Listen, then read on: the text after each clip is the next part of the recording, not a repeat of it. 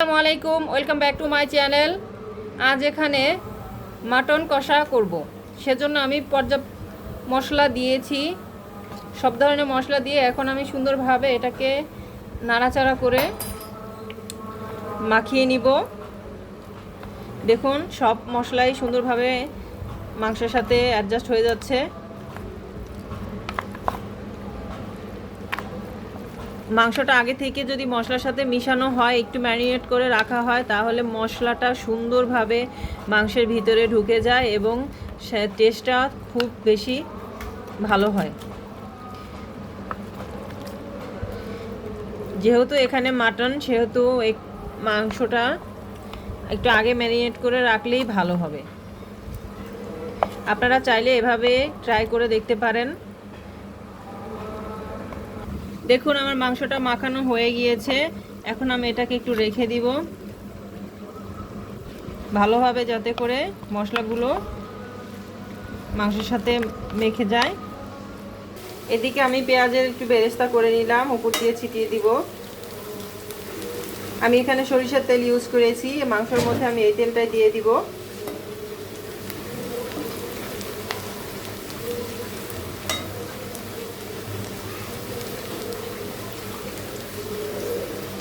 বেরেস্তাটা প্রায় হয়ে এসেছে, বেশি ভাজলে আবার কালো হয়ে যাবে।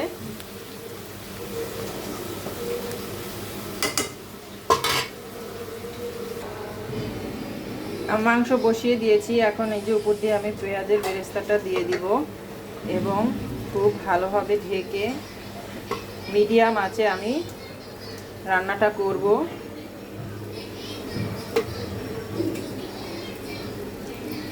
মিডিয়াম আঁচে রান্নাটা করলে একদম ভালোভাবে মাংসটা ভিতর থেকে সিদ্ধ হয়ে আসবে এবং স্বাদটাও খুব বেড়ে যাবে।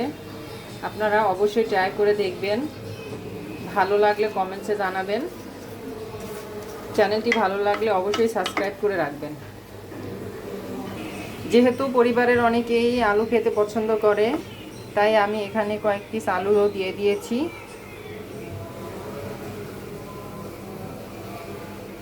এ পর্যায়ে আমি একটি ঢাকনা দিয়ে ঢেকে দিব।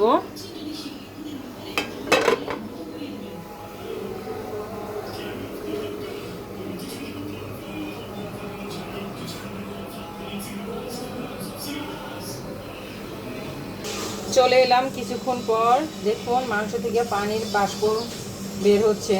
চলুন দেখি ভিতরে কি অবস্থা। চলে এলাম কিছুক্ষণ পর, চলুন দেখি ভিতরের কি অবস্থা। ঢাকনাটা উঠিয়ে দেখছি এখন। ওয়াও, মাশাআল্লাহ, মাংস থেকে পানি বের হয়ে গিয়েছে, দেখতে পাচ্ছেন।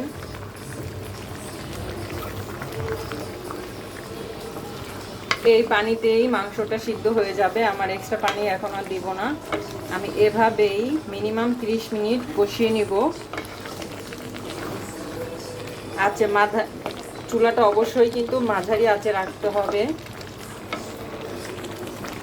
এভাবে যদি মাংসটা কষানো হয়, তাহলে 50% মাংস এভাবেই সিদ্ধ হয়ে যাবে, আর বাকিটুকু আমি পরে ঝোল দিয়ে দিব। এখন আমি ঢেকে দিলাম।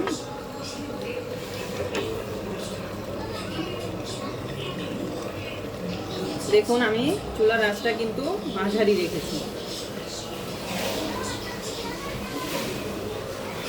বেশি জোরে দেওয়া যাবে না, হাই স্পিড দিলে মাংসটা পুড়ে যাবে, খেতে মজা হবে না। অনেকেই মাটন খেতে পছন্দ করে না, এভাবে রান্না করে দেখবেন, সবাই খাবে এবং আপনার প্রশংসা করবে।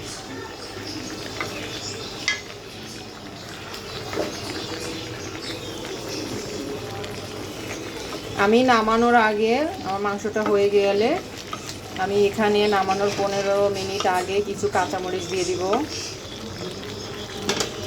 এবং একটু শুকনো গরম মশলার গুঁড়ো দিয়ে দিব,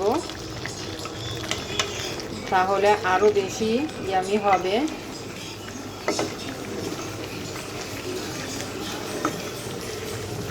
আমি আবার 15 মিনিট পরে এসে দিব এখানে, যাতে করে না লেগে যায়। ভিডিওটি ভালো লাগলে অবশ্যই লাইক, কমেন্ট, শেয়ার করবেন। আল্লাহ হাফেজ।